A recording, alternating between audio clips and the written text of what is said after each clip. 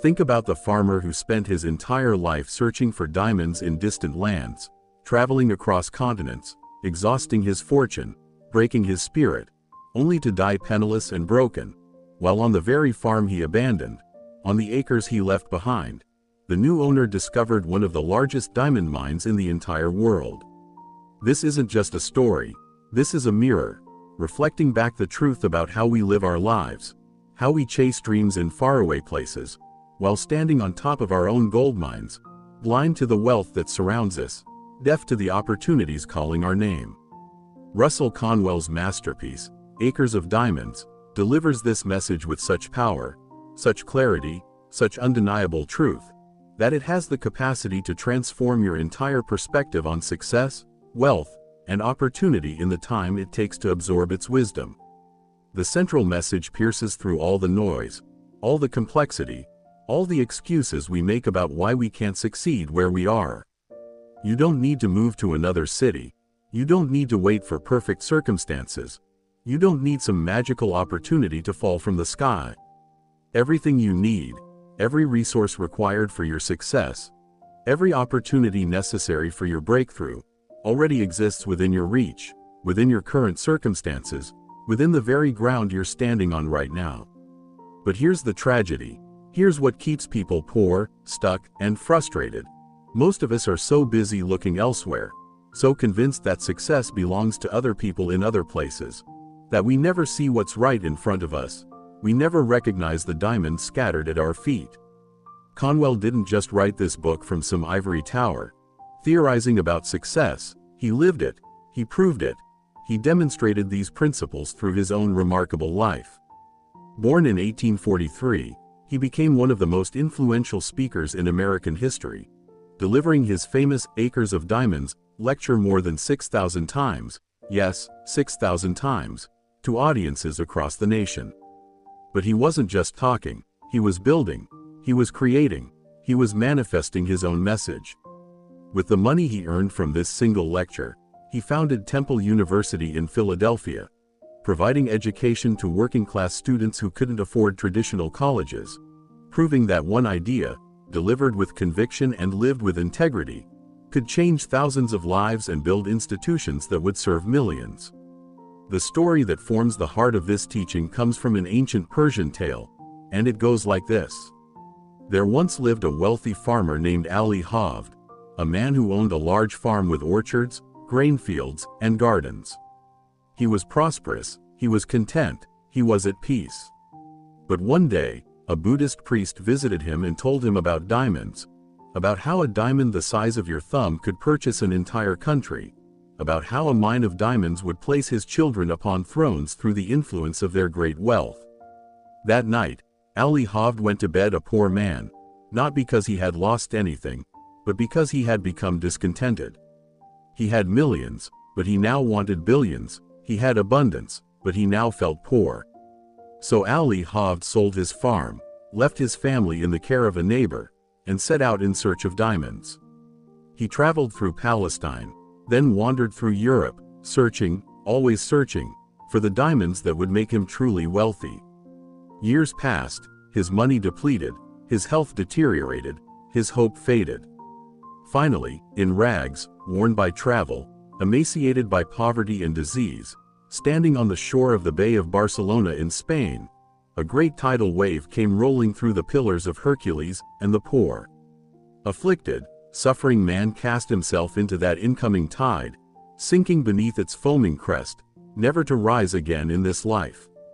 Meanwhile, back home, the man who had purchased Ali Havd's farm was walking his camel through the garden to drink from the brook, and as the camel put its nose into the shallow water, the man noticed a curious flash of light from the white sands of the stream.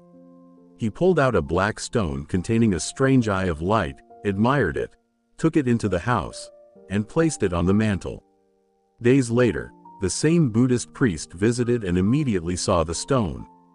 His eyes widened, his hands trembled, and he exclaimed, "Has Ali Havd returned?"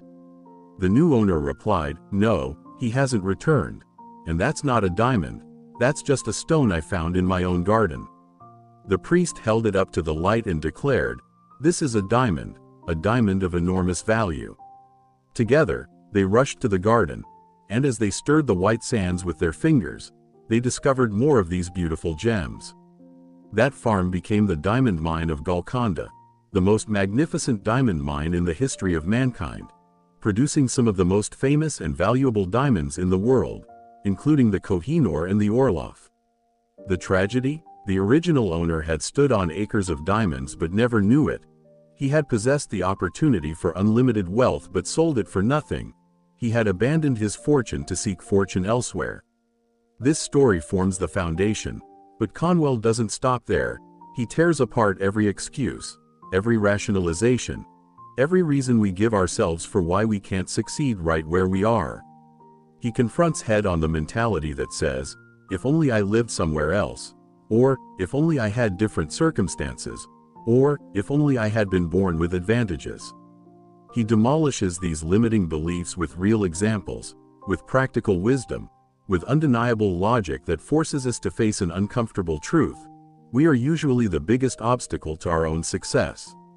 Throughout the book, Conwell emphasizes a principle that makes many people uncomfortable but remains absolutely true. You have a moral obligation to be wealthy if you can honestly attain wealth. Notice the qualifier, honestly, ethically, through service to others, but wealthy nonetheless. Why? Because money is power. Money is the ability to do good. Money is the resource that allows you to help others, support causes, lift up communities, and make lasting change in the world. The person who says, I don't care about money, I'm above such material concerns, is often the same person who complains they can't help others, can't support their family properly, can't contribute to causes they believe in. Poverty is not virtue, poverty is limitation. But, and this is crucial, Conwell draws a sharp distinction between honest wealth and dishonest gain. He absolutely condemns those who achieve riches through deception, exploitation, or manipulation. The kind of wealth he advocates, the kind of success he promotes, comes from providing genuine value, solving real problems, serving actual needs. He argues that the foundation of legitimate wealth is helping others get what they want, and in that exchange, you naturally receive compensation for the value you've provided. This isn't greed. This is the basic structure of a functioning economy, where everyone benefits when genuine value changes hands. One of the most powerful sections of the book tackles the location fallacy, this deeply ingrained belief that opportunity exists primarily in big cities, or other states, or foreign countries, anywhere but where you currently are. Conwell destroys this myth with observation and evidence. He points out that some of the greatest fortunes in American history were built in small towns, in rural areas, in places people would consider backwaters. Why? Because the person who understands their local community, who recognizes local needs, who sees what their neighbors require, has an enormous advantage over the outsider who doesn't understand the culture, the patterns, the specific circumstances of that place. Think about this logically, carefully, honestly. In your current location, you understand the language, the customs, the needs, the gaps in service, the problems that remain unsolved. You have relationships, you have credibility, you have knowledge that someone from elsewhere would have to spend years acquiring. Meanwhile, you're fantasizing about moving somewhere else, where you'd be the outsider, where you'd have to build everything from scratch, where you'd lack all the advantages you currently possess. This is exactly what Ali Hovde did. He gave up his advantages to become a wanderer with none. Conwell shares story after story of ordinary people who built extraordinary success right where they were. He tells of inventors who recognized everyday problems and created solutions that made them wealthy. He describes business owners who noticed what their community lacked and provided it, building fortunes in the process. He recounts the stories of individuals who everyone else overlooked, opportunities that were obvious once someone finally paid attention. The message rings clear: opportunity isn't scarce, attention is scarce. The willingness to act is scarce, but opportunity itself is abundant for those who develop eyes to see it. Now, let's address the elephant in the room, the objection that immediately arises in many minds. But what if I really am in a location with limited opportunities? What if I really do face circumstances that genuinely restrict my options? Conwell acknowledges that differences in circumstances exist, but he refuses to accept circumstances as an excuse for not trying, not observing, not taking whatever action is possible. He argues that even in difficult circumstances, even with real limitations, doing something is better than doing nothing. Starting small is better than not starting at all. And taking whatever action is available beats waiting for perfect conditions that may never arrive. Consider his own example. Temple University started with a single student, a young man who wanted an education but couldn't afford traditional college. Conwell began teaching him at night, after his regular work was done. One student, that's all it was at first, one student. But Conwell didn't wait until he had funding, a building, an endowment, or official approval. He started with what he had, where he was, with one student who needed help. From that tiny beginning grew one of America's great universities, educating hundreds of thousands of students over the decades, providing opportunities to countless individuals who would have been excluded from higher education otherwise. This principle of starting where you are, with what you have, for whoever is in front of you, this might be the most practical wisdom in the entire book. So many people delay action because they're waiting for adequate resources, waiting for the right time, waiting for ideal circumstances. Meanwhile, years pass, opportunities vanish, and they remain stuck in the same place, frustrated by their lack of progress but unwilling to begin the journey with small steps. Conwell obliterates this mentality by showing that the person who starts small and grows incrementally will eventually surpass the person who waits for perfect conditions to begin a grand enterprise. Another fascinating aspect of Conwell's teaching involves his analysis of how we perceive successful people. He observes that most of us imagine wealthy and successful individuals as somehow fundamentally different from ourselves, as possessing special qualities, unique advantages, or extraordinary abilities that we lack. But through his travels and observations, Conwell discovered something that shocked him. The majority of wealthy people he encountered were ordinary individuals who had simply recognized an opportunity and pursued it with persistence. They weren't geniuses, they weren't particularly talented, they weren't blessed with incredible advantages. They were simply people who saw a need and filled it, who identified a problem and solved it, who noticed what others overlooked. This revelation should encourage everyone who has ever felt inadequate, everyone who has thought success belongs only to special people. You don't need to be exceptional, you need to be observant. You don't need rare talent, you need practical wisdom.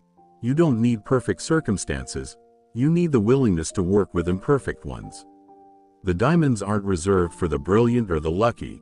They're available to the attentive and the persistent, lying there in plain sight, waiting for someone to recognize their value. Conwell also addresses the powerful role of education, but not education in the narrow sense of formal schooling. He emphasizes the importance of truly knowing your field, deeply understanding your industry, completely mastering your craft. The person who thoroughly understands their business, who knows every aspect of their trade, who has studied their field extensively, has an enormous advantage over competitors who operate on surface-level knowledge. This depth of understanding allows you to see opportunities others miss, to solve problems others can't, to provide value others don't. But here's what makes this insight so valuable. This kind of education doesn't require expensive schools or formal degrees. It requires attention, study, practice, and persistence. The farmer who studies soil composition, crop rotation, and market trends will outperform the farmer who just does what everyone else does. The carpenter who understands different wood properties, architectural principles, and design aesthetics will create more value than the carpenter who just knows how to hammer nails. The depth of your knowledge in your field directly correlates to your ability to recognize and capitalize on opportunities within that field. This brings us to another crucial element: the importance of actually being where you are. Conwell notes that many people physically occupy a space but mentally live elsewhere, daydreaming about the future, ruminating about the past, fantasizing about different circumstances. Meanwhile, opportunities appear and disappear right in front of them, unnoticed because their attention is elsewhere. The diamonds don't reveal themselves to the distracted, to the mentally absent, to those whose minds are always somewhere else. You have to be present, you have to pay attention, you have to engage with your actual circumstances rather than the circumstances you wish you had. Think about how revolutionary this is, how counter it runs to modern culture's constant emphasis on the next thing, the next level, the next achievement. We're trained to always be reaching for more, striving for something beyond, looking toward the horizon. This constant forward focus means we never fully examine where we are, never thoroughly explore our current circumstances, never completely exhaust the possibilities in our present situation. We're so busy running towards something else that we race right past the opportunities surrounding us. Conwell tells the story of a man in Pennsylvania who desperately wanted to own an oil well, who spent years trying to raise money to purchase land in the oil-rich regions of the state. Meanwhile, he lived on a farm where oil literally seeped up through the ground, where his wife had to skim oil off the creek water before she could use it. The oil was so prevalent on his property that it was a nuisance, a problem, an annoyance. Yet he never saw it as opportunity, never recognized that he already owned what he was trying to buy elsewhere. Eventually, someone else noticed, purchased his farm, and became wealthy from the oil beneath it. This pattern repeats endlessly throughout human history and across all fields of endeavor. The opportunities are there, present, available, but invisible to those who are looking elsewhere, who have convinced themselves that value must be somewhere else, who cannot imagine that their current circumstances contain everything they need. Breaking free from this pattern requires a fundamental shift in perspective, a deliberate decision to thoroughly investigate where you are before assuming you need to be somewhere else. Now, Conwell doesn't suggest that you should never move, never change circumstances, never pursue new opportunities elsewhere. That would be equally foolish, the opposite extreme. What he argues is that you should first thoroughly explore where you are, fully investigate your current circumstances, completely exhaust the possibilities in your present location before concluding that you need to be somewhere else. Maybe you do need to move, maybe your circumstances do need to change, but that decision should come after careful observation and honest effort, not from restless discontent and baseless assumptions about greener grass elsewhere. The book also confronts the excuse of age, both being too young and being too old. Conwell demolishes the idea that you must be a certain age to succeed. He provides examples of young people who built significant enterprises while still in their teens and 20s, proving that youth is not a barrier to achievement. He also shows how people in their 50s, 60s, and beyond launched successful ventures, started new careers, and accomplished remarkable things after most people would have considered themselves past their prime. The message? Your age is just another excuse, just another rationalization for inaction, just another way to avoid the uncomfortable work of actually pursuing your diamonds. One particularly powerful section deals with the relationship between great wealth and great service. Conwell argues that the most honest and lasting fortunes are built by those who provide the greatest service to the greatest number of people. The person who helps one person modestly can earn a modest income. The person who helps thousands significantly can build substantial wealth. The person who helps millions transformatively can become extraordinarily rich. This isn't exploitation. This is value creation at scale. Consider the implications of this principle. It means that building wealth and helping people aren't contradictory goals, they're complementary ones. The more people you genuinely help, the more value you authentically create, the more problems you actually solve, the more wealth naturally flows to you. This reframes the entire pursuit of success, transforming it from, how can I get money? To, how can I provide value to more people? The first question leads to manipulation and zero-sum thinking. The second leads to creativity and mutual benefit. Conwell also addresses the role of persistence, but in a specific way that differs from generic motivational advice. He emphasizes persistent observation, persistent attention to your circumstances, persistent willingness to try things and learn from the results.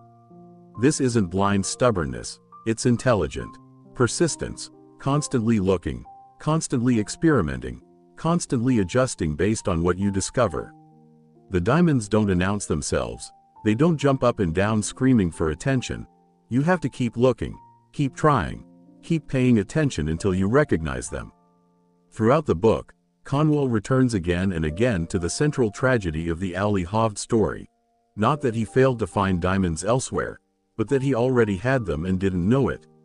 This isn't just about literal diamonds or even just about money. It's about potential, about possibility, about the resources and opportunities already present in your life that you haven't recognized. Maybe it's a skill you've undervalued. Maybe it's a relationship you haven't properly leveraged. Maybe it's knowledge you possess that others would pay for. Maybe it's a need you've observed but assumed someone else would fill. Think about your own life for a moment, honestly and thoroughly. What do you have that you've dismissed as ordinary but might be valuable to others? What do you know that seems obvious to you but isn't obvious to everyone? What can you do that you consider simple but others find difficult? What needs have you noticed in your community, your industry, your network that remain unfilled? These questions are your metal detector, your divining rod for finding the diamonds scattered around you. Conwell makes another crucial point that disrupts conventional thinking. The diamonds often don't look like diamonds at first. They appear as ordinary rocks, as minor opportunities, as small problems that need solving. The ability to recognize their true value separates those who build wealth from those who stand on top of fortunes without realizing it. This is why so many opportunities go unrecognized. They don't match our mental image of what opportunity looks like, so we dismiss them, overlook them, step right over them while searching for something that matches our preconceived notions. This connects to another important theme, the danger of sophistication bias. This tendency to assume that valuable things must be complex, that significant opportunities must be exotic, that real wealth must come from mysterious or complicated sources. But Conwell shows repeatedly that many fortunes have been built on simple ideas, on basic products, on straightforward services that simply met real needs better than existing alternatives. The person who makes a better mousetrap, who provides better service, who solves a common problem more effectively, can build substantial wealth even though there's nothing particularly sophisticated about what they're doing. Consider some of the most successful businesses in the world. Many of them succeed not through complexity but through simplicity, not through innovation but through better execution, not through doing something completely new but through doing something familiar slightly better or slightly differently. The opportunity doesn't require genius, it requires attention to what people actually need and want, combined with the willingness to provide it. Conwell also tackles the mental trap of thinking you need permission, approval, or validation before pursuing opportunity. So many people see a need, recognize an opportunity, identify a gap in the market, but then wait for someone to tell them it's a good idea, wait for validation from authorities, wait for approval from people they respect. Meanwhile, someone else with less knowledge, less skill, and less preparation simply starts, acts, moves forward, and claims the opportunity. The diamonds don't require permission to pick up, they just require the willingness to bend down and claim them. This connects to a broader theme about self-trust and the courage to act on your own observations. If you've identified a genuine need, if you've recognized a real problem, if you've seen something that others have missed, you don't need a committee to validate your perception before acting on it. Yes, you might be wrong. Yes, it might not work. Yes, you might fail. But you definitely won't succeed if you never try, if you never test your observations against reality, if you wait indefinitely for someone else to tell you what you've already seen for yourself. The book also explores the relationship between contentment and ambition, a balance that Ali Hovd catastrophically failed to maintain. Conwell argues that you should be content with where you are while simultaneously working to improve it, satisfied with what you have while still pursuing more, grateful for your current circumstances while still seeking to develop them. This isn't contradictory, it's mature. It's the position that allows you to appreciate the diamonds you currently possess while still searching for additional ones. The person who is completely content never grows, never develops, never pursues opportunity. But the person who is completely discontent, like Ali Hovd, can have everything and feel poor, can stand on acres of diamonds and see only worthless ground. The balance point between these extremes is where success lives, where you're grateful for what you have but not complacent about what you could become, where you recognize your current blessings but don't stop pursuing additional ones. Conwell shares numerous specific examples of people who embodied these principles, and these stories form some of the most powerful portions of the book. He tells of a poor woman who noticed that people in her community struggled to find fresh vegetables in winter. She started growing vegetables in a small greenhouse attached to her modest home, selling them locally. The business grew, she added more greenhouses, hired help, and eventually built substantial wealth, all from recognizing a simple need in her immediate community. He describes a man who noticed that travelers on a particular route had no good place to eat. He started serving meals from his home, the business grew, he built a proper restaurant, then a hotel, eventually creating a thriving enterprise. Again, the opportunity wasn't exotic, wasn't complex, wasn't something that required special genius or rare talent. It just required someone to notice an unmet need and take action to fill it. These stories illustrate another important principle: start where you are with what you have. The woman didn't wait until she could afford a large commercial greenhouse. She started with a small one attached to her home. The man didn't wait until he could build a hotel. He started serving meals from his house. They began with whatever was possible, and then grew from there, step by step, building on small successes to create larger ones. This incremental approach contradicts our culture's obsession with instant success, with breakthrough moments, with overnight transformations. But Conwell observed that most lasting success comes through small steps consistently taken, through modest beginnings persistently developed, through tiny opportunities gradually expanded. The person who starts small and grows steadily will usually surpass the person who waits for the perfect opportunity to launch something grand. Another crucial insight involves the importance of solving problems you personally understand. Many failed businesses come from people trying to solve problems they don't really understand, serving markets they don't really know, filling needs they've only studied abstractly. But the person who has personally experienced a problem, who deeply understands a need from the inside, who knows from direct experience what would solve it, has an enormous advantage. Your personal frustrations, your own challenges, your individual struggles might be pointing you toward the exact diamonds you should be pursuing. Conwell emphasizes that you don't need to create something entirely new. You don't need to invent something that has never existed. You often just need to do something better, faster, cheaper, or more conveniently than it's currently being done. Improvement is opportunity. Enhancement is wealth creation. Making something slightly better can build substantial success. Stop waiting for the revolutionary idea and start looking for evolutionary improvements in things that already exist. The book also confronts the excuse of lack of capital, this common belief that you need money to make money, that opportunity requires significant investment, that success demands substantial starting resources. Conwell acknowledges that capital helps, but he shows example after example of people who built significant wealth starting with almost nothing, who bootstrapped their way to success, who grew their enterprises organically through reinvested profits rather than outside investment. Lack of money is often just another excuse, another rationalization for not starting with whatever you actually have available. Think about the logic carefully.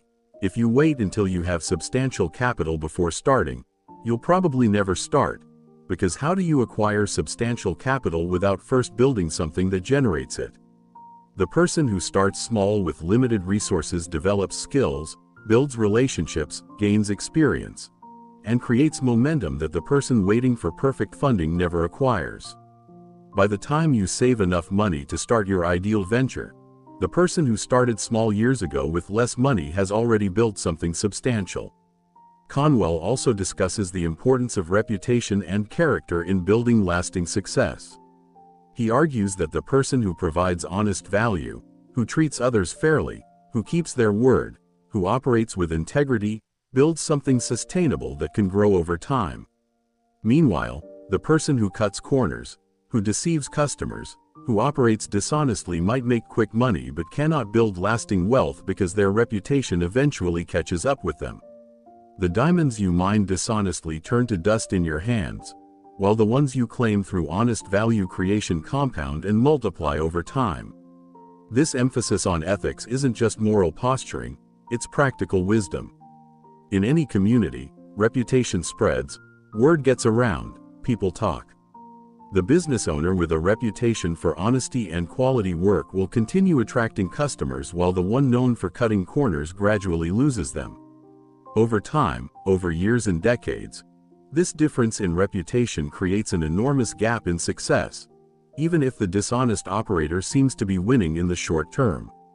One of the most challenging sections of the book deals with the observation that most people are too general in their approach, trying to do everything rather than focusing on something specific. Conwell argues that the specialist, the person who knows one thing extremely well, typically outperforms the generalist who knows many things moderately well. This doesn't mean you can't have broad interests or multiple skills, but it means your primary value creation should focus on an area where you develop deep expertise, where you know more than almost anyone else, where you become the person others turn to for that specific thing. This cuts against the modern celebration of the generalist, the Renaissance person, the multi-hyphenate professional. Conwell would say that's fine for personal development, but for wealth creation, for opportunity recognition, for building something substantial, depth beats breadth, specialization beats generalization. Knowing one thing thoroughly beats knowing many things superficially. The diamonds reveal themselves to the expert who knows what to look for, not to the casual observer who glances at everything but studies nothing. Conwell also emphasizes the importance of actually liking what you do, of finding satisfaction in your work, of pursuing opportunities that engage your genuine interests rather than just chasing money. Why? Because the person who enjoys their work will naturally invest more time, more attention, more energy into becoming excellent at it. They'll notice things others miss because they're paying attention naturally rather than forcing themselves to care. They'll persist through difficulties because the work itself provides satisfaction beyond just the financial reward. This doesn't mean you should only do things you're passionate about. The passion principle can be taken to silly extremes where people wait forever for their calling while doing nothing. But within the range of acceptable options, within the opportunities actually available to you, choosing ones that engage your natural interests gives you a significant advantage over choosing ones you find tedious or distasteful. The book returns repeatedly to the theme of observation, of truly seeing what's in front of you. Conwell suggests that most people go through life half blind, not because their eyes don't work but because their attention is elsewhere, because they're not really looking at their circumstances, because they've stopped noticing the details of the world around them. Developing the habit of careful observation, of really looking at situations, of paying attention to what's happening around you, this is perhaps the most practical skill for opportunity recognition. How do you develop this? By deliberately practicing attention, by forcing yourself to notice details, by asking questions about why things are the way they are, by wondering if they could be different, by considering what's missing, what could be improved, what people need but aren't getting. This isn't natural for most people. It's a discipline that must be developed, but it's also the discipline that separates those who find opportunities from those who don't. Conwell also addresses the trap of comparison, this tendency to measure yourself against others and then feel either superior or inferior based on the comparison. He points out that Ali Hovd was perfectly content until he started comparing his situation to the hypothetical wealth he could have if he owned diamonds. The comparison destroyed his contentment without improving his circumstances. It made him feel poor without making him actually poor. It stole his peace while giving him nothing in return. This observation remains profoundly relevant, perhaps even more so in our era of constant social comparison through social media and other platforms. The person who constantly compares themselves to others will always find someone richer, more successful, more accomplished, and will therefore always feel inadequate. But adequacy isn't determined by comparison. It's determined by whether you're developing your own potential, pursuing your own opportunities, mining your own acres of diamonds rather than coveting someone else's. Another powerful section deals with the importance of taking responsibility for your circumstances. Conwell refuses to let people blame their location, their background, their education, their age, their resources, or any other external factor for their lack of success. He acknowledges that circumstances differ, that some people face genuine disadvantages, but he insists that taking responsibility for working with whatever you have is the only productive approach. The person who blames circumstances becomes passive, waiting for circumstances to change. Meanwhile, the person who takes responsibility for working within their circumstances, however limited, makes progress. This isn't about denying that injustice exists or that some people face real obstacles. It's about recognizing that blame, however justified, doesn't change anything, doesn't improve your situation, doesn't help you move forward. Taking responsibility, even when you're not at fault, even when you've been genuinely wronged, is the only position from which you can exercise agency, make decisions, and take actions that might improve things. Conwell tells the story of a young man who complained about his lack of opportunities, his poor circumstances, his limited education. Conwell asked him what he was doing to improve things, what actions he was taking, what opportunities he was pursuing where he was. The young man had no answer, because he wasn't doing anything, he was just complaining, waiting for circumstances to change, hoping something would happen to improve his situation. Conwell pointed out that if he would put the energy he spent complaining into actually trying things, into pursuing small opportunities, into taking whatever action was available, he would make far more progress than he would waiting for perfect conditions. The book also explores the role of imagination, but not imagination in the sense of fantasy or daydreaming. Conwell means practical imagination, the ability to see potential in current circumstances, to envision how things could be different, to imagine solutions to problems you observe.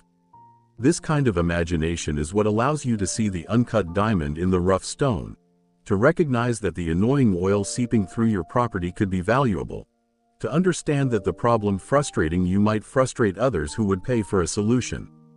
Developing this practical imagination requires practice, requires deliberately thinking about how things could be different, requires asking, what if, questions about situations you encounter. What if this were done differently? What if someone offered this service? What if this product existed? What if this process were streamlined? These questions activate the imagination in productive ways, pointing you toward opportunities you might otherwise miss. Conwell emphasizes that the acres of diamonds principle applies not just to business and wealth creation but to every area of life. Your current relationships might contain all the friendship, love, and connection you need if you invested proper attention in developing them rather than always seeking new connections elsewhere. Your current community might offer all the belonging and contribution opportunities you desire if you engaged with it deeply rather than remaining superficial. Your current work might provide all the meaning and satisfaction you seek if you approached it with full attention rather than just going through the motions while fantasizing about a different career. This comprehensive application of the principle makes it even more powerful, because it reveals that the pattern of looking elsewhere, of assuming value must be somewhere else, of believing that what you need is always just out of reach, this pattern affects everything, not just your financial situation. Breaking free from it in one area often helps you break free from it in others, creating a cascade of positive changes across your entire life. Now, let's address a crucial question that Conwell tackles directly. What if you've genuinely exhausted the opportunities? Where you are, what if you've truly looked thoroughly and found nothing? What if your diamonds really aren't under your feet? His answer is practical and honest. First, make absolutely sure you've really looked, truly investigated, honestly tried, because most people think they've exhausted opportunities when they've barely scratched the surface, when they've looked superficially, when they've tried a few obvious things and given up. Second, if you really have thoroughly explored your current circumstances and concluded that you need to move or change, then do it, but do it deliberately, strategically, with a plan, not out of desperate restlessness or vague discontent. The difference is enormous. The person who moves after carefully investigating where they are will approach their new location with the same observant, attentive, opportunity-seeking mindset that served them in their investigation. They'll arrive looking for diamonds, ready to notice them, prepared to act when they find them. Meanwhile, the person who moves out of restless discontent, who abandons their current situation without proper investigation, will likely approach their new location with the same inattentive, opportunity-blind mindset that prevented them from succeeding where they were. They'll stand on new acres of diamonds without recognizing them, just as they stood on old acres without seeing what they had. Conwell also discusses the importance of beginning, of actually starting, of moving from thinking and planning into action. So many people spend years contemplating opportunities, analyzing possibilities, preparing to begin, but never actually taking the first step, never actually launching, never actually testing their ideas against reality. Meanwhile, less prepared people with less perfect plans actually start, learn from doing, adjust based on results, and eventually succeed despite their imperfect preparation. This doesn't mean you shouldn't think or plan, but it means that at some point, planning becomes procrastination, preparation becomes delay, and analysis becomes paralysis. The person who starts imperfectly but actually begins will typically outperform the person who prepares perfectly but never launches. Your first attempt doesn't need to be perfect. It just needs to be real. It needs to exist in the world rather than just in your head. The book includes a powerful section on the relationship between serving others and creating wealth, and this might be the most important practical principle in the entire teaching. Conwell argues that the question isn't, how can I get money? But rather, how can I help people in ways they'll value enough to pay for? This reframing transforms the entire pursuit of success from taking to giving, from extraction to service, from zero-sum competition to positive-sum value creation. When you approach opportunity from this angle, everything changes. Instead of seeing other people as competitors or obstacles, you see them as potential beneficiaries of your service. Instead of looking for ways to get money from them, you're looking for ways to help them such that money naturally flows to you as a byproduct. Instead of scheming to take value, you're creating value and receiving fair compensation for it. This isn't just more ethical, it's more effective, because people readily pay for genuine help, real solutions, and authentic value. Consider how this works in practice. If you notice that elderly people in your neighborhood struggle to maintain their yards, and you start offering lawn care services, you're not extracting value, you're creating it.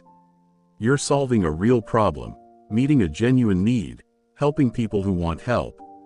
They pay you willingly because the value you provide exceeds the money you charge. Everyone benefits, you earn income, they get help they need, value is created rather than just transferred.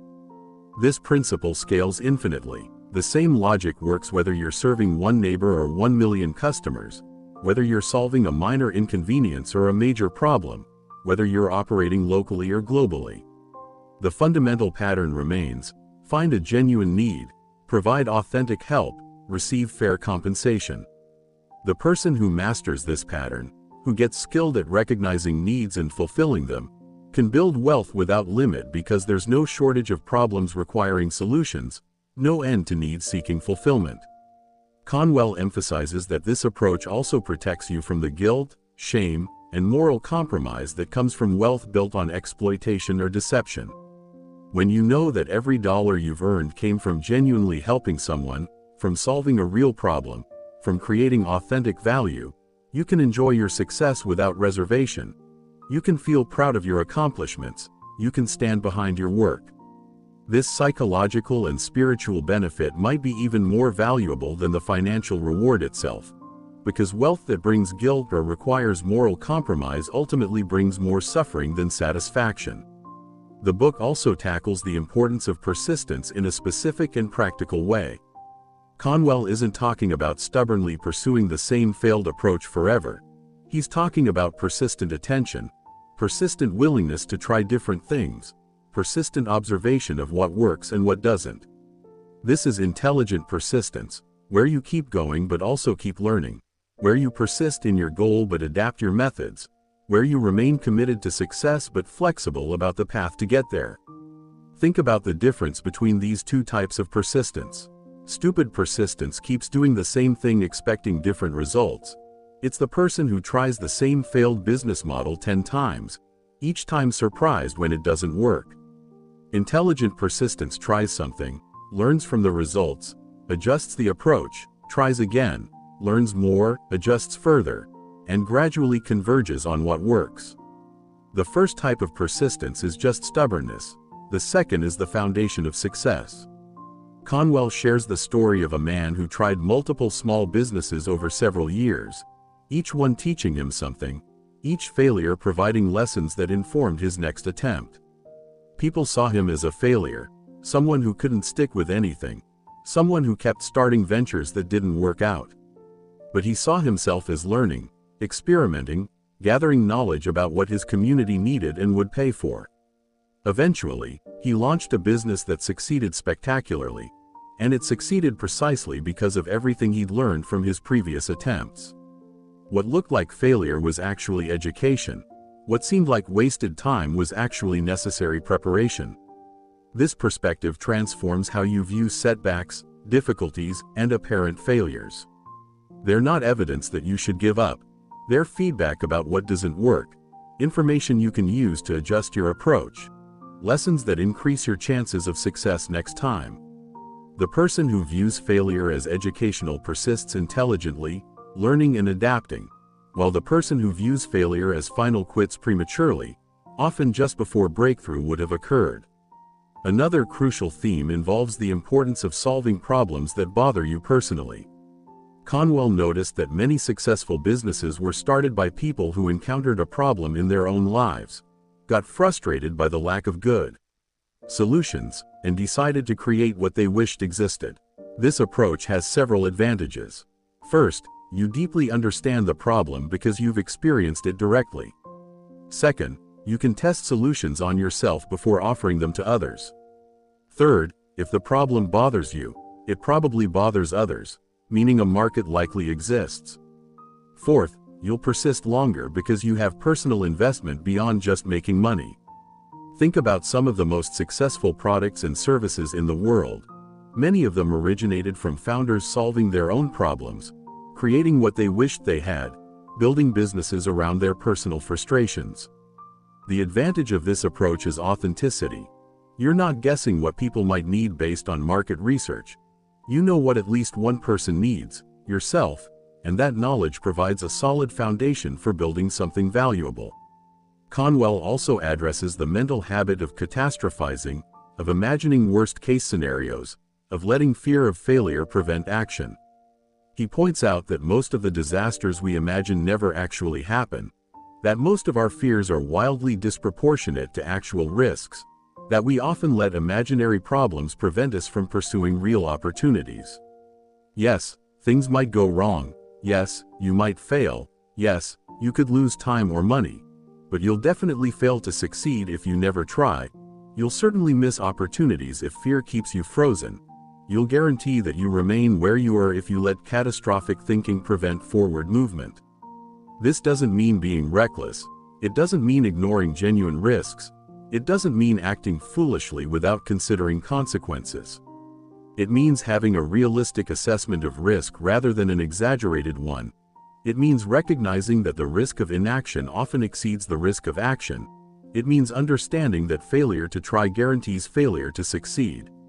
The person who never acts out of fear of failure has already failed. They've just failed passively rather than actively, through inaction rather than through trying. The book includes powerful observations about the role of timing and the excuse of "not yet." So many people convince themselves that they'll pursue opportunities later, after they acquire more education, more experience, more resources, more certainty.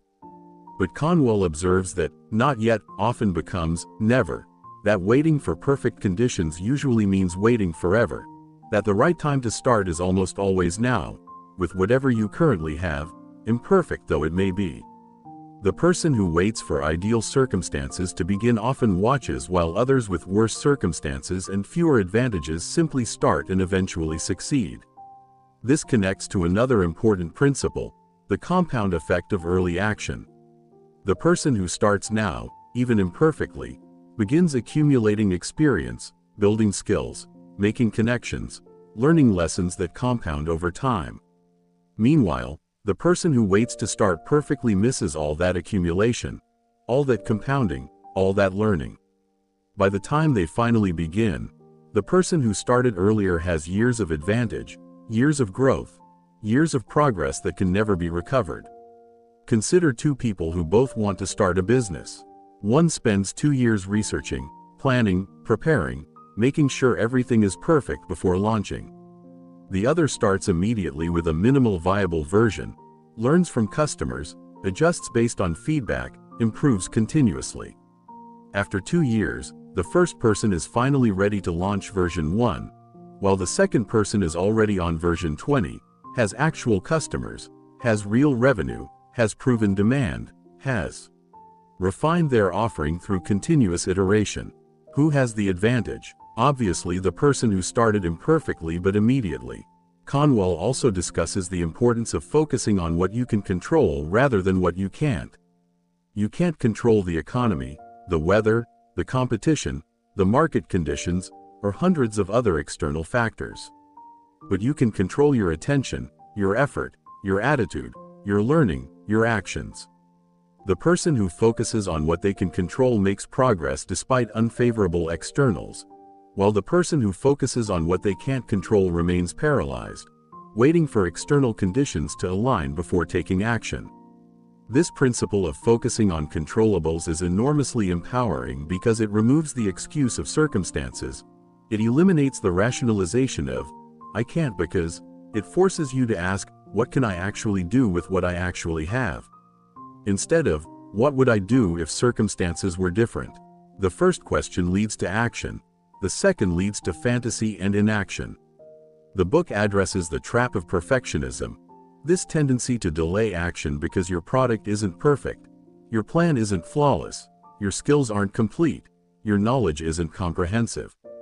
Conwell argues that perfectionism is often just fear wearing a respectable disguise. It's a way to avoid the vulnerability of putting something into the world, the risk of being judged, the possibility of failure. But nothing valuable has ever been created by perfectionism. All progress comes from people willing to put imperfect work into the world and then improve it based on feedback and experience. Think about this carefully. Every successful business, every valuable product, every useful service started imperfect and improved over time. The first version of almost everything is embarrassing compared to later versions, but the first version had to exist for later versions to develop. The person who won't launch until everything is perfect never launches, never learns from real-world feedback, never improves based on actual usage. They remain forever preparing, forever perfecting, forever waiting for a standard that doesn't exist. Conwell also emphasizes the importance of starting small with clear, modest goals rather than attempting something grand that overwhelms you. The person who tries to build an empire on day one usually builds nothing, while the person who tries to serve one customer well, solve one problem effectively, create one valuable thing, can build from that foundation. Small successes compound, modest wins build confidence and capability, limited initial goals make action possible rather than paralyzing. This principle of starting small directly contradicts our culture's celebration of massive ambition, of thinking big, of shooting for the moon. But Conwell observed that most lasting success comes through incremental growth, through building slowly and steadily, through compounding small wins into big achievements. The person who starts small and grows organically usually builds something more sustainable than the person who attempts something massive and either fails completely or succeeds unsustainably. Another section deals with the importance of listening to customers, to the market, to the people you're trying to serve. So many failed businesses come from people who had an idea they loved, built exactly what they envisioned, and then discovered that nobody wanted it, that it solved no real problem, that it met no genuine need. Meanwhile, successful businesses usually come from people who paid attention to what people actually wanted, who listened more than they talked, who let genuine needs guide their offerings rather than imposing their vision. Regardless of demand, this requires humility, the willingness to admit that your initial idea might be wrong, that your assumptions might be incorrect, that the market might want something different from what you plan to provide. But this humility is practical, not just virtuous, because the business that gives people what they actually want succeeds, while the business that gives people what the founder thinks they should want fails. Your job isn't to educate the market about what they should value, your job is to provide what they actually value. Conwell tells numerous stories of people who succeeded by listening carefully to complaints, noticing repeated frustrations, paying attention to what people said they wished existed. These successful people didn't need brilliant original ideas, they just needed to pay attention to what people were already telling them, either directly through their words or indirectly through their behavior and choices. The diamonds aren't hidden in some secret location requiring genius to discover. They're often sitting in plain sight in the form of problems people openly complain about, needs people clearly express, frustrations people regularly voice. The book also addresses the relationship between wealth and happiness, acknowledging that money doesn't automatically bring happiness but arguing that poverty certainly doesn't bring it either. Conwell suggests that the person with resources has more options for creating happiness than the person without, that wealth provides freedom, opportunity, and capability that poverty restricts. This isn't to say that poor people can't be happy or that rich people automatically are, but it's recognizing that financial security provides a foundation that makes happiness more accessible. Think about the logic honestly. The person worried about paying rent, affording food, covering medical expenses, has their attention and energy consumed by survival concerns. They might still find happiness, but they must do so despite difficult circumstances, while carrying heavy burdens. The person with financial security can direct their attention and energy toward growth, contribution, relationships, and meaning rather than just survival. This doesn't guarantee happiness, but it removes obstacles that make happiness harder to achieve. Conwell also emphasizes that legitimate wealth creation benefits everyone, not just the person building the business. When you start a business that succeeds, you create jobs, you provide products or services people value, you contribute to your community's prosperity, you generate tax revenue that funds public services, you model success for others to learn from. This is the opposite of zero-sum thinking, where one person's gain requires another person's loss. Genuine value creation expands the total pie rather than just redistributing existing slices. This perspective transforms how you think about pursuing success. You're not taking from others. You're not succeeding at anyone's expense. You're creating value that didn't exist before, generating wealth rather than just capturing it, expanding opportunity rather than just claiming it. This makes the pursuit of wealth a moral endeavor when done honestly, a form of service rather than selfishness, a way to contribute rather than just consume. Another powerful section addresses the importance of developing expertise in recognizing quality, value, and opportunity within your specific field.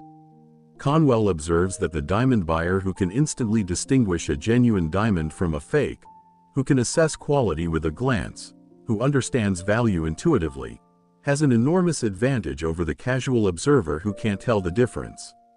This expertise comes from study, experience, and sustained attention, but it's what allows you to recognize diamonds while others see only rocks. This principle applies to every field and industry. The person who deeply understands real estate can see value in properties others dismiss. The person who thoroughly knows their craft can identify opportunities others miss. The person who has studied their market extensively can recognize trends before they become obvious. This expertise isn't mysterious or magical. It's the natural result of paying attention over time, learning continuously, building knowledge systematically. Conwell also discusses the danger of distraction, of pursuing too many opportunities simultaneously, of dividing your attention across multiple ventures rather than focusing on one intensely. He observes that the person who tries to do everything usually accomplishes nothing, while the person who focuses on one thing thoroughly often achieves remarkable success in that area. This doesn't mean you can never have multiple interests or ventures, but it means your primary focus should be concentrated rather than scattered, deep rather than shallow. Think about the practical implications. The person who spends 2 hours a day on one business builds substantial momentum, develops deep expertise, creates real value over time. The person who spends 20 minutes a day on 6 different businesses builds nothing substantial in any of them, develops surface-level knowledge of all, creates modest value nowhere. Focus compounds, distraction dissipates, concentration builds while division weakens. The book addresses the excuse of education, both having too much and having too little. Conwell argues that neither the person with extensive formal education nor the person with minimal schooling has a legitimate excuse for inaction.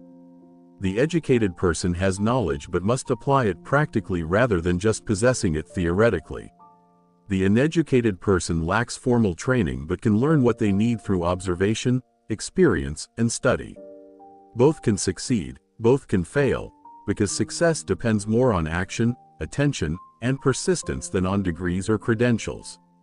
This levels the playing field considerably, removing the excuse of educational disadvantage while also challenging the educated to actually use what they've learned.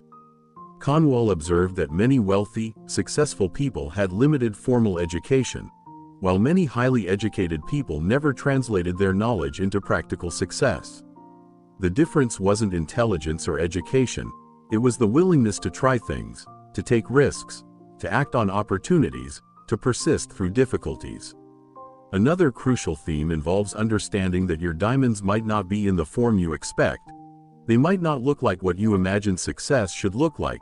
They might not match your mental picture of opportunity. This requires flexibility, openness to unexpected possibilities, willingness to pursue opportunities even when they don't match your preconceptions. The person rigidly attached to one specific vision of success often walks past other forms of opportunity, dismissing them because they don't match the template they're looking for. Consider how many people have missed opportunities because they were looking for something else, because the opportunity that appeared didn't match what they expected to find. Maybe you expected a business opportunity, but what appeared was a teaching opportunity that could have led to consulting that could have led to business. Maybe you expected to make money one way, but an entirely different path opened up that you dismissed because it wasn't what you envisioned. Flexibility in recognizing opportunity, openness to unexpected forms of success, these might be more valuable than having a rigid plan. Conwell also emphasizes the importance of reputation in compound success over time. He notes that the person who provides excellent service, who treats people fairly, who delivers quality consistently, builds a reputation that becomes self-perpetuating. Their reputation brings them opportunities, recommendations, referrals, customers, all without additional effort. Meanwhile, the person with a poor reputation must constantly work to overcome it, constantly fight against negative perceptions, constantly try to convince people despite their track record. Think about the long-term implications. In year 1, the honest person and the dishonest person might seem to perform similarly, with the dishonest person perhaps even ahead due to cutting corners. But by year 5, by year 10, by year 20, the compounding effect of reputation creates an enormous gap. The honest person's reputation brings them opportunities effortlessly, while the dishonest person's reputation closes doors before they can even knock. The book also tackles the mental habit of comparison and envy, pointing out that these emotions blind you to your own opportunities while making you miserable about someone else's success. Conwell argues that envying another person's diamonds prevents you from seeing your own, that focusing on what others have makes you blind to what you possess, that comparing your circumstances to someone else's rarely produces anything except discontent and inaction. This is another way that Ali Hafid's story serves as a warning.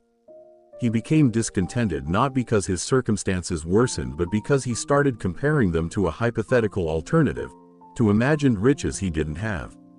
The comparison destroyed his peace, ruined his life, sent him on a futile quest that ended in death, all while the diamonds he sought were already his.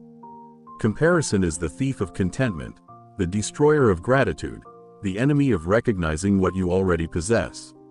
Conwell includes practical advice about how to develop the observational skills necessary to recognize opportunities. He suggests deliberately practicing attention, forcing yourself to notice details you normally overlook, asking questions about why things are the way they are, wondering if they could be different or better. This isn't natural, it's a discipline that requires conscious effort, but it's also the skill that separates those who see opportunities from those who don't. Try this exercise, Conwell might suggest. Spend an hour in any location, your workplace, your neighborhood, a store, anywhere, and deliberately look for problems, inefficiencies, frustrations, needs that aren't being met. Force yourself to identify at least 10. Don't evaluate whether they're good business opportunities. Don't assess whether you could solve them. Just practice seeing them, noticing them, recognizing them. This trains your attention, develops your observational skills, helps you see what you normally miss. The book emphasizes that you don't need to be fearless. You just need to act despite fear. You need to move forward even when uncertain. You need to try things while acknowledging that they might not work. Courage isn't the absence of fear, it's action in the presence of fear. It's doing what needs doing despite being scared, uncertain, or doubtful. The person waiting to feel confident before acting usually waits forever, while the person willing to act despite doubt makes progress despite discomfort. This reframes courage in a much more accessible way. You don't need to become a different person. You don't need to eliminate fear. You don't need to achieve certainty before moving forward. You just need to decide that the potential reward of trying exceeds the comfort of staying where you are, that the risk of inaction exceeds the risk of action, that progress despite fear beats safety through avoidance. Conwell also addresses the importance of being willing to start over, to try again after failure, to launch another attempt after the previous one didn't work. He observes that many successful people failed multiple times before succeeding, that their eventual success came because they were willing to keep trying, keep learning, keep starting over rather than giving up after disappointment. The person who tries once and quits has one chance to succeed. The person who tries repeatedly has multiple chances, dramatically increasing their odds of eventual success. Think about the mathematics of this. If you have a 10% chance of success with any given attempt, trying once gives you a 10% chance of success, but trying 10 times gives you approximately a 65% chance that at least one attempt will succeed. The person willing to try multiple times, learning from each attempt, has vastly better odds than the person who tries once and quits. Persistence through multiple attempts isn't just admirable, it's statistically smart. Now, before we conclude, let's address how you actually apply these principles, how you take this wisdom and translate it into action in your actual life with your real circumstances. First, commit to thoroughly investigating where you are before assuming you need to be somewhere else. Spend the next 30 days deliberately looking for opportunities in your current location, current job, current circumstances. Notice needs, identify problems, recognize gaps, pay attention to frustrations people express. Don't evaluate, don't judge, just observe and collect information. Second, identify knowledge or skills you possess that others might value but that you've dismissed as ordinary. What do you know that isn't common knowledge? What can you do that others find difficult? What experience do you have that could help others avoid mistakes or achieve results? These might be your diamonds, sitting unrecognized because they seem ordinary to you despite being valuable to others. Third, start small with something, anything, rather than waiting for perfect conditions or complete plans.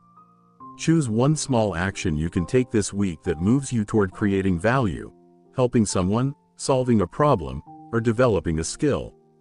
Don't wait for perfect clarity, complete preparation, or ideal circumstances. Just start somewhere, learn from doing, adjust based on results. Fourth, develop the daily habit of observation by deliberately looking for one opportunity, one problem, one need each day that you wouldn't have noticed without conscious attention. Train your eye, develop your observational skills, practice seeing what you normally miss. This daily practice compounds over time, gradually making you much better at recognizing opportunities. Fifth, commit to honest value creation rather than exploitation or manipulation. Ask yourself not, how can I get money from people, but rather, how can I help people in ways they'll value enough to pay for? This reframing transforms your entire approach, making you look for ways to serve rather than ways to extract, ways to create value rather than just capture it. If you found value in this summary, if these principles have sparked something in you, if this perspective has challenged your thinking or inspired your action, make sure to like this video and subscribe to the channel. Your support helps us create more content like this, more summaries of powerful books, more explorations of ideas that can transform how you see the world and your place in it. Hit that notification bell so you don't miss future summaries that could contain the exact insight you need at exactly the right time. The fundamental message of Acres of Diamonds remains as relevant today as when Conwell first delivered it over a century ago. The opportunities you seek, the success you desire, the wealth you pursue, the fulfillment you crave, these already exist within your reach, within your current circumstances, within the very situation you might be trying to escape. You don't need to travel far. You don't need to wait for different circumstances. You don't need permission from authorities or validation from experts. You need to pay attention, to recognize value, to take action, to persist intelligently, to serve genuinely, to start where you are with what you have. The tragedy of Ali Hovd isn't that he searched for diamonds, it's that he abandoned the diamonds he already possessed, that he gave up acres of opportunity to pursue a fantasy, that he died poor while standing on wealth he never recognized. Don't let this be your story. Don't spend your life chasing distant mirages while standing on your own goldmine. Don't convince yourself that opportunity exists everywhere except where you are, that success belongs to everyone except you, that the diamonds are always somewhere else, sometime else, someone else's. Look around you, right now, at your actual circumstances, with fresh eyes and honest attention. What needs exist that you could fill? What problems persist that you could solve? What knowledge do you possess that others would value? What skills have you developed that could serve people? What opportunities are you dismissing as too small, too ordinary, too obvious, too simple? Your diamonds might not look like what you expect. They might not match your mental image of opportunity. They might not seem glamorous or exciting, but they're there, waiting, available, possible. The question isn't whether diamonds exist in your acres. The question is whether you're willing to look for them, to recognize them, to bend down and pick them up, to develop them into their full value. The question isn't whether opportunity exists where you are.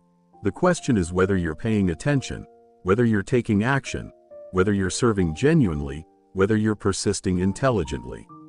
The question isn't whether you could succeed somewhere else. The question is whether you've thoroughly explored where you are, whether you've exhausted the possibilities in your current circumstances, whether you've truly investigated before concluding you need to leave. Success isn't reserved for special people in special places with special circumstances. Success belongs to the observant, the persistent, the action-oriented, the genuinely helpful, the intelligently flexible, the courageously imperfect. Success comes to those who recognize that where they are is where they need to start, that what they have is enough to begin, that who they are is sufficient for the journey.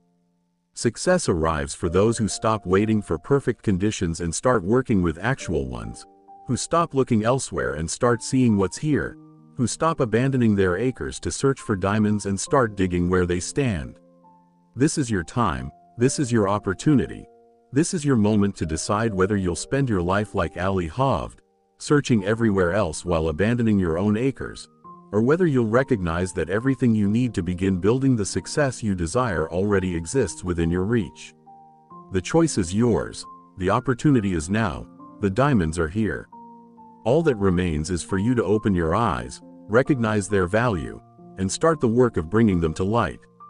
Your acres of diamonds await your attention, your effort, your commitment. Don't let another day pass standing on wealth you don't recognize, standing on opportunity you don't claim, standing on diamonds you never see.